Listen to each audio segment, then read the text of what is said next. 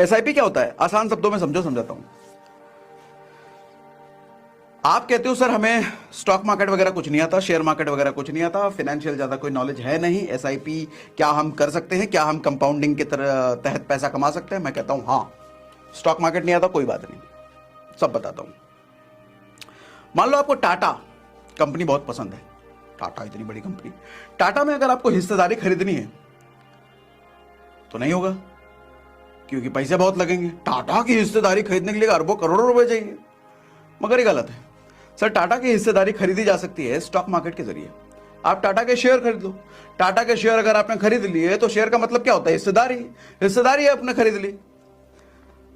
अब आप कहोगे सर शेयर मार्केट हमें आता नहीं है, स्टॉक मार्केट हमें आता नहीं है, तो मैं कहता हूं आपको स्टॉक मार्केट के एबीसी जानने की जरूरत भी नहीं है। कैसे? समझाता हूं।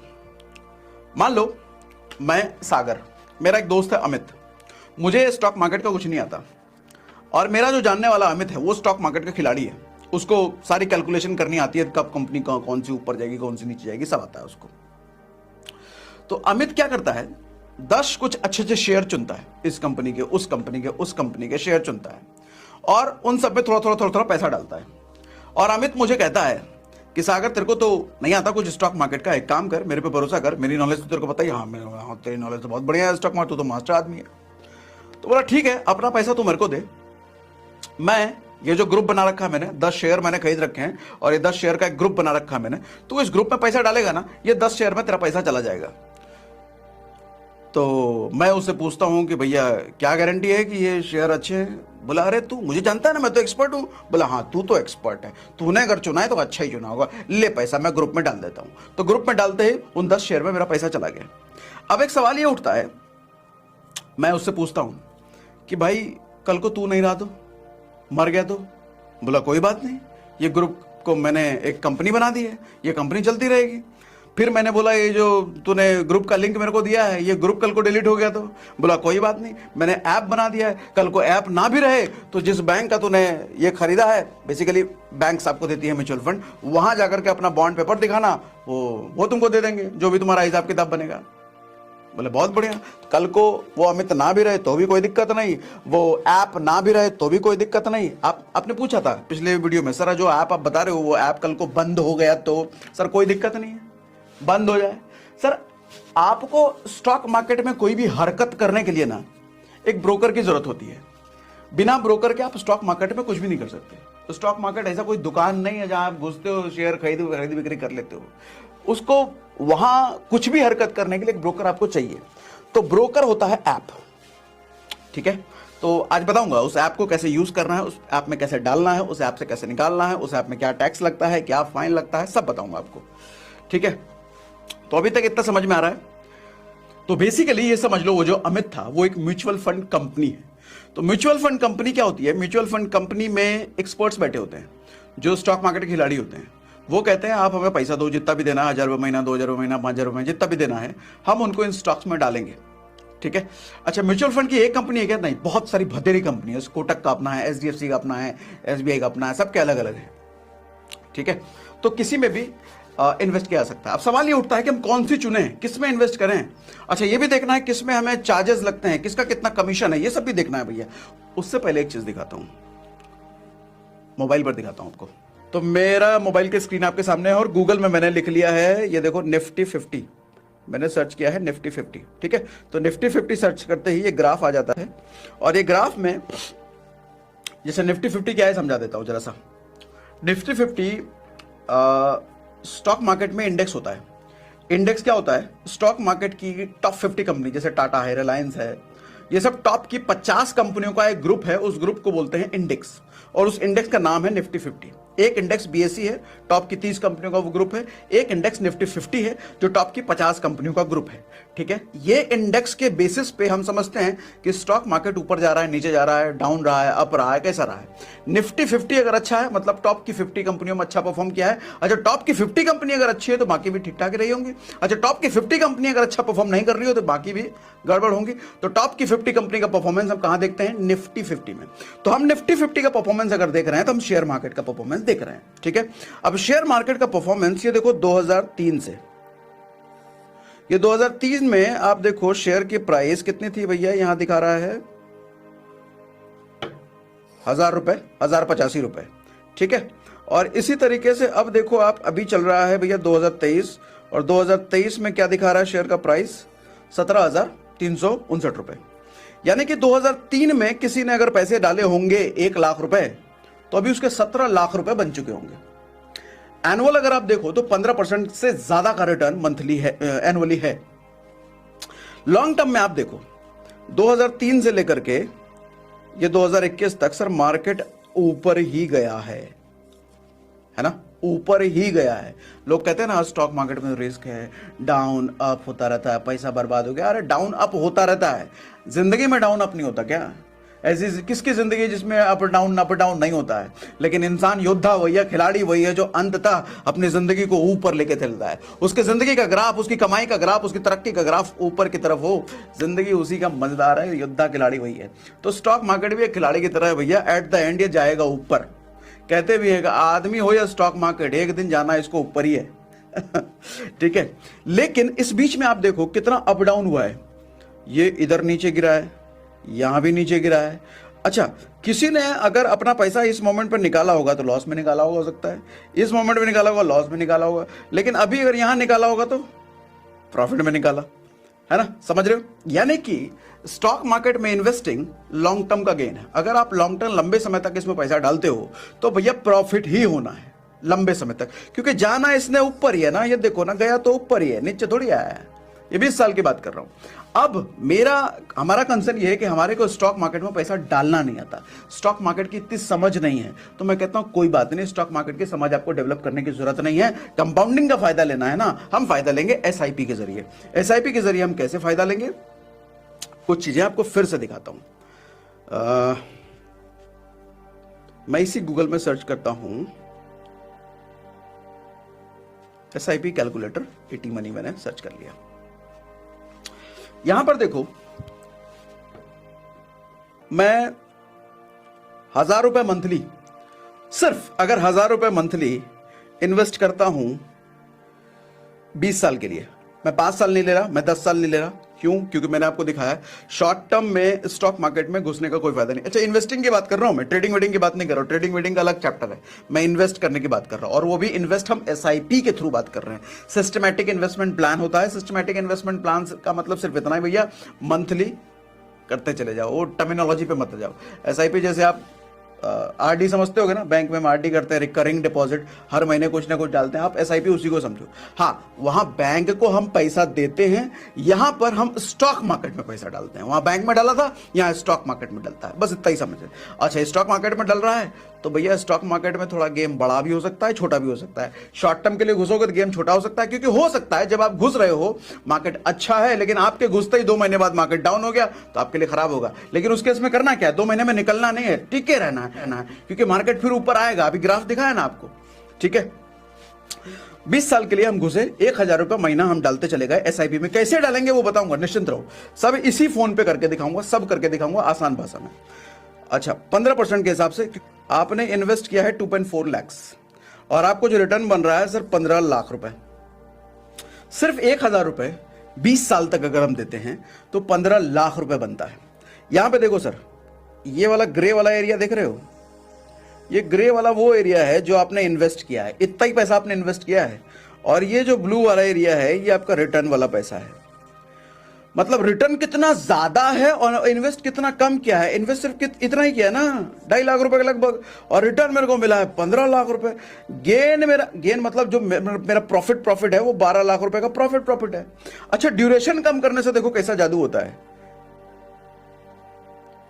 अगर मैंने इसी को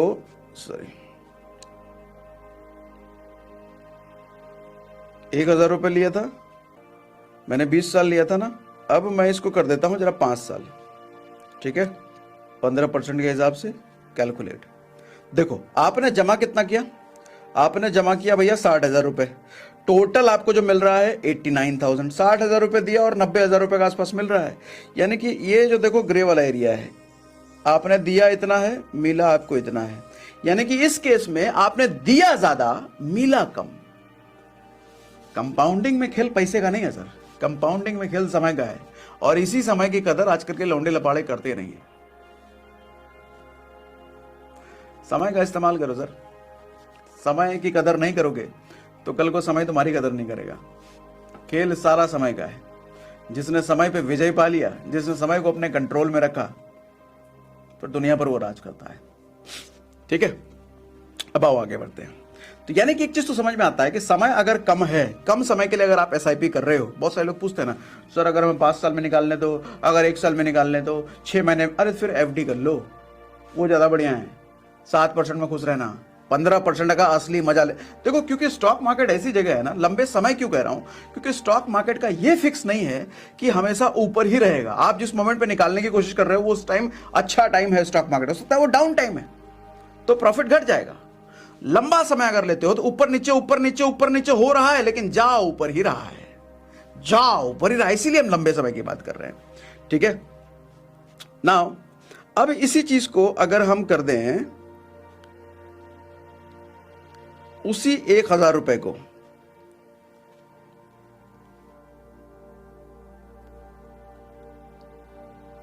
हम 30 साल का, सॉरी 70 साल नहीं,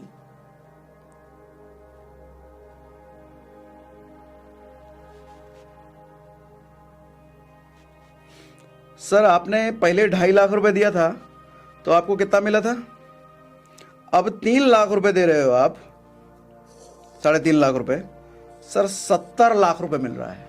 अब जरा देखो आपका जो इन्वेस्टेड अमाउंट है, ग्रे वाला पार्ट, ये दिख भी नहीं रहा है सर, भर भर के रिटर्न ही रिटर्न है, भर भर के रिटर्न ही रिटर्न है, भर भर के रिटर्न ही रिटर्न है। सिर्फ 10 साल बढ़ाया मैंने। देखो ताकतवर बनना है ना सर तो पैसा कमाना पड़ेगा, और पैसा वही कमा सकता है जिसके पास ज्ञान है। जिस आदमी के पास ज्ञान नहीं वो कभी पैसा नहीं कमा सकता। उसको लगता है आईफोन चमका देंगे दुनिया बड़ी वाई हो जाएगी। अरे बैंक तुम्हारा खाली है, बैंक भरने का सोचो, एसआईपी तुमको पता नहीं, कंपाउंडिंग तुमको पता नहीं, और आईफोन चमका के क्या हासिल कर लोगे? समय राजा है सर। इस समय का फायदा जिसने उठा लिया, अपने आप को झोंक दो ज्ञान अर्जित करने में, क्योंकि जिसके पास ज्ञान है उसी के पास पैसा है, और जिसके पास पैसा है उसी के पास पावर है, शक्ति। और दुनिया शक्तिशाली के लोगों के सामने झुकती है। पावर अगर है तो लोग दुआ सलाम करेंगे, पावर अगर लो है, लोग होली दिवाली दशहरा पे आपको मिलने आएंगे घर, काजू बर्फी देंगे, और नहीं तो कोई विश भी नहीं करेगा आपको। गलती से आपने किसी को विश कर दिया तो वो उधर से स्माइली भेज देगा, ये रिप्लाई भी नहीं करेगा। दुनिया में जीना है, मौज लेना है तो ताकतवर बनो, और ताकतवर बनने का एक ही तरीका है, ज्ञानी।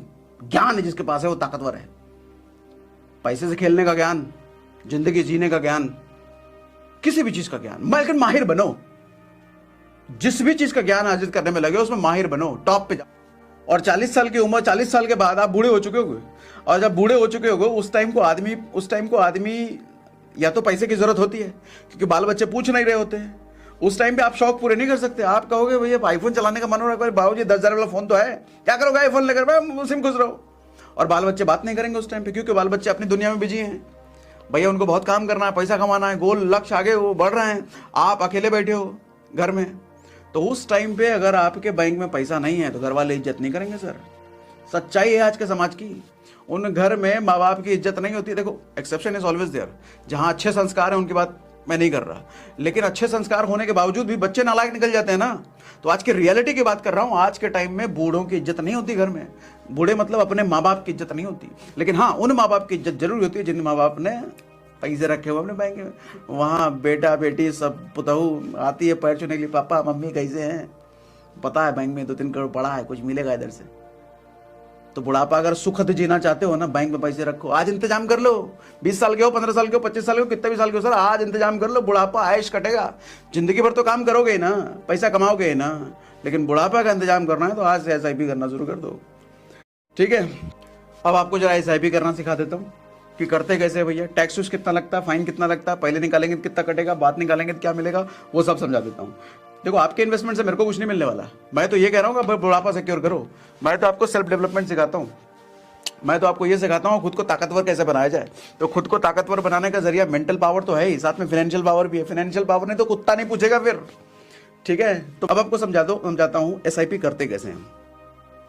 मैं इसके लिए खोल लेता हूँ angel one. Angel one in दिनों मैं बड़ा यूज कर रहा हूँ। बड़ा सही ऐप है ये, बहुत इजी है। तो इसीलिए मैं एंजल वन में करके आपको दिखा रहा हूँ। देखो यहाँ पर म्यूचुअल फंड का ऑप्शन है, एसआईपी हमें करना ना म्यूचुअल फंड में, तो यहाँ म्यूचुअल फंड का ऑप्शन है, हम इसमें चले गए पे एसआईपी विद 500 वाला ऑप्शन आ गया है। जरूरी नहीं है कि 500, यहाँ पे हम ऑप्शन चेंज कर लेंगे। देखो इतने सारे म्यूचुअल फंड वाली कंपनी है, ऊपर कोटक, एसबीआई, एक्सिस, मोतीलाल ओसवाल, ये इतनी सारी हैं, और सबका राइट साइड में 3 साल का रिटर्न भी दिखा रहा है। 3 साल में इसने 45% रिटर्न दिया है। हम कितने की बात कर रहे थे? 15% की। 3 साल में 45% रिटर्न दिया है इसने। इसने भी 45 दिया है, इतना 37 दिया है, इतना 37 दिया है। माय गॉड, हम कहाँ 15 की बात कर रहे थे, 37 और 48 है। लेकिन क्या ये 20 साल में होगा? 20 साल में ऐसा नहीं होता। 48% बहुत ही ज्यादा है भैया। 3 साल में हो जाता है, 5 साल में हो जाता है, कई बार 1 साल में भी हो जाता है। तो आप निकाल लेना अगर इतना निकल रहा है तो। लेकिन 20 साल में देखो, टाइम की बात है। अगर आपको देखना आता है, ऐप में हमेशा देखते रह सकते हो 1 साल में आपको कितना रिटर्न मिला है, विड्रॉ कर लो। अगर 48 मिल रहा है, 40 मिल रहा है, नहीं मिल रहा, अच्छा नहीं मिल रहा, 5%, 2%, 3% मिल रहा है, तो रुके रहो। लंबे समय में तो निश्चित है कि मिलेगा ही मिलेगा। शॉर्ट टर्म में मिलेगा कि नहीं मिलेगा, वो मार्केट के मूड पे डिपेंड है। ठीक है, अब हमारे को मान लो मैंने ये कोटक वाला चूज कर लिया। ठीक है, मैं नीचे जाता हूं, मैं परफॉर्मेंस देखता हूं। देखो ये 3 साल यहां पे सिलेक्टेड है, 3 साल में 45% दिखा रहा है। लेकिन मैं यही अगर सिलेक्ट करूं 5 साल, तो 5 साल में फिर 16% हो गया। देख रहे हो, मैंने यहां 5 साल सेलेक्ट किया, ये 16% हो गया। और यही मैं ऑल कर देता हूं। ऑल मतलब जब से ये शुरू हुआ है, 2014 से शुरू हुआ होगा, तो ऑल में ये ऑल जैसे मैंने किया 18% आ गया। तो कोई भी म्यूचुअल फंड आप ले सकते हो। अच्छा, म्यूचुअल फंड जब आप ले रहे हो तो एक दो चीज की सावधानी जरूर रखना। देखो बता देता हूं, नीचे उतरो। अच्छा, मैजिक देखो, इसके म्यूचुअल फंड का जो रिटर्न है उसके हिसाब से मैं जरा इसको एडिट करता हूं। 1000 रुपए के हिसाब से आपको दिखाया था ना, चलो इसका 500 ले लेते हैं। अगर मैं 20 साल ले लूं,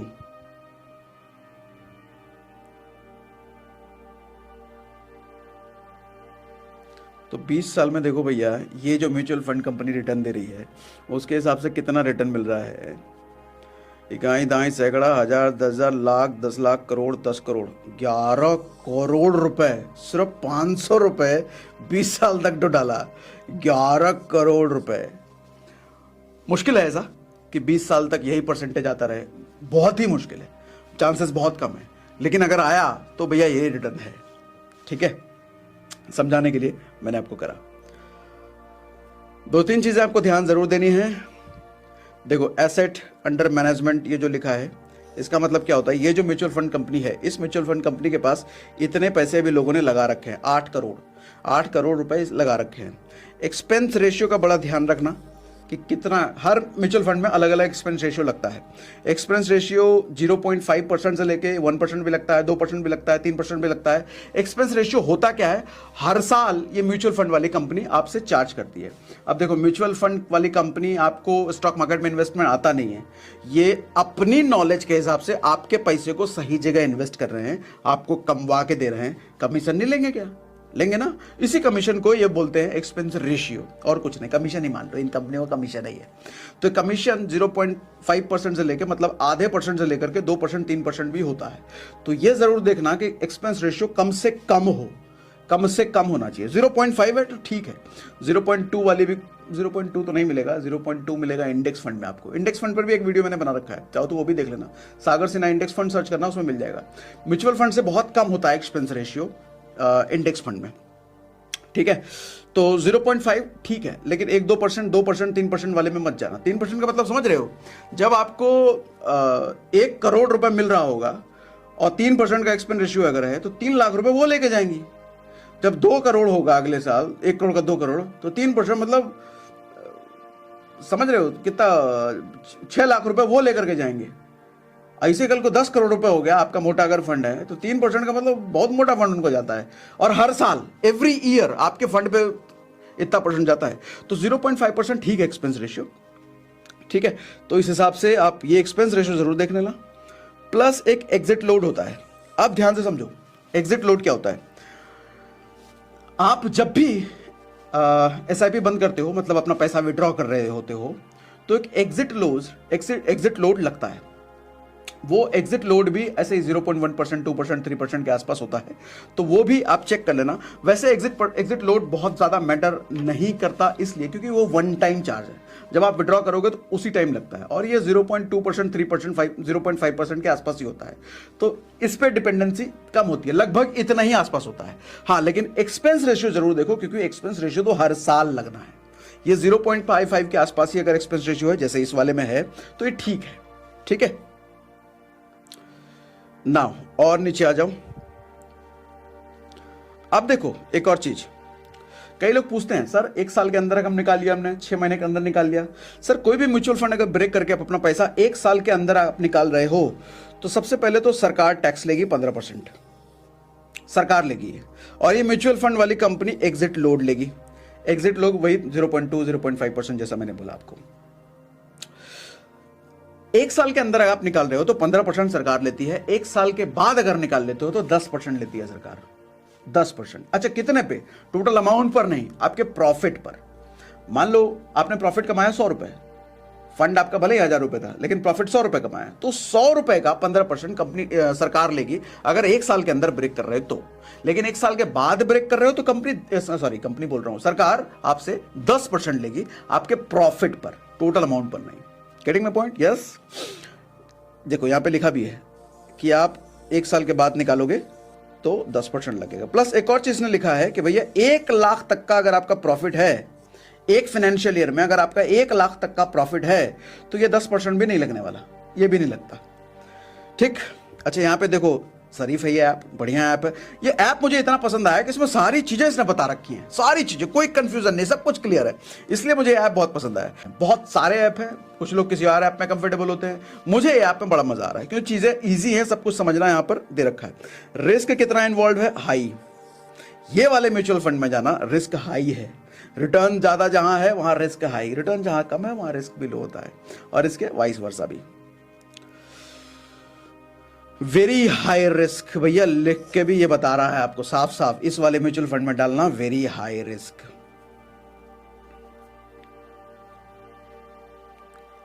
फंड मैनेजर कौन है इसका? भैया पंकज जी हैं। होल्डिंग कितनी है? 8 करोड़ रुपए दिखा रहा है। ठीक है। अच्छा, इसमें यह भी दिखा रहा है कि कौन कौन सी कंपनी इसने अपने म्यूचुअल फंड में ले रखी है, सब कंपनियां हैं। ठीक है।